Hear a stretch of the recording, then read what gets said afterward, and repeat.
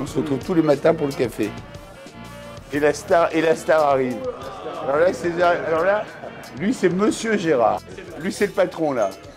Faut pas arriver en retard. C'est Monsieur Franck. Café les jeunes.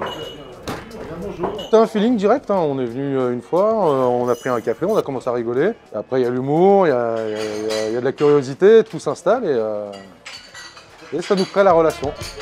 Toujours un moment de détente, d'oubli de chantier, quoi. On prend notre café, des fois un petit verre de calva. Qu'est-ce que tu bois ici? Du sirop et de l'eau. Il faut que ce soit une brasserie française, voire parisienne. Le zinc. C'est le zinc, c'est trop bas. Ouais. Je me pose 5 minutes, je prends un café. C'est vraiment le QG parce qu'on vient vraiment tous les jours. Tous les mercredis à cette heure-là, on vient prendre un petit déjeuner ici. Ici, vraiment, vous avez vu comment j'ai été accueilli? Ils sont d'une gentillesse. Le café est là depuis toujours, en fait. Historiquement, l'immeuble est un des plus vieux du quartier. Il était là avant Haussmann. Et historiquement, c'était un relais de diligence. Les gens le connaissent depuis des générations et tout le monde a un petit peu son souvenir de « Ah, je venais ici avec mes parents, c'était là où j'ai bu ma première bière ». On est un peu le prolongement de la maison, la terrasse que les gens n'ont pas chez eux. Et je me rends compte qu'en fait, le café appartient au quartier et le café appartient aux clients. Et c'est leur lieu, c'est leur endroit, c'est leur café à eux. Quel est mon métier? On va dire entre guillemets garçon de café. Mais c'est plus que ça. Il y a une proximité avec le client qui est assez agréable ici. Donc au final, on vient dans un resto, mais on peut tchatcher avec la personne qui nous sert. Il y a des blagues. Ils prennent nos nouvelles, vous en êtes où dans les cours. Non mais c'est vrai. Comment ça se passe? Les stages, qu'est-ce que vous avez fait? Vraiment, on a une chance dans ce quartier, c'est que vraiment les clients sont super, quoi.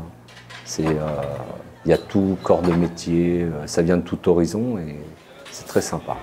C'est pour toi. Merci à toi. 1,40. C'est un endroit de convivialité, le fameux bistrot parisien. Pour moi, c'est symbolique de la vie parisienne pour rencontrer les amis autour du zinc le matin ou déjeuner autour d'une table où on mange bien le savoir-faire français.